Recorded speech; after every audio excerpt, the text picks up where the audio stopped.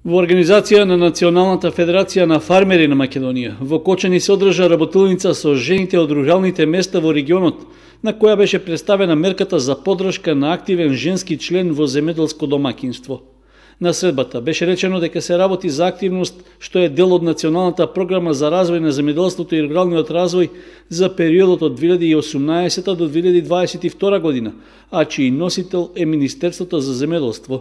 Сакаме да истакнеме дека е објавена исто така и мерката 115 од Националната програма за финансиска поддршка за рурален развој, која што е наменета за активен женски член во земјоделското стопанство, каде што е наменета за носители на земјоделско стопанство кои што се жени.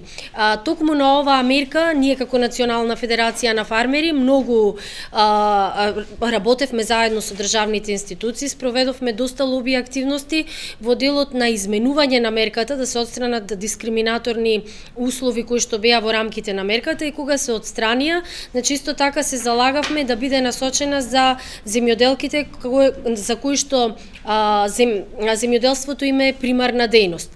Во моментот пред 2-3 дена е објавена мерката, така што и ние како организација се приклучивме во промовирање на оваа мерка, која што е во насока на јакнење и развој на жените од руралните средини, пред се на земјоделките кои што основна дејност е, како што е и самиот назив, значи земјоделството. Присутните на работилницата рекоа дека вакви активности им се потребни на жените, пред се на оние од руралните средини.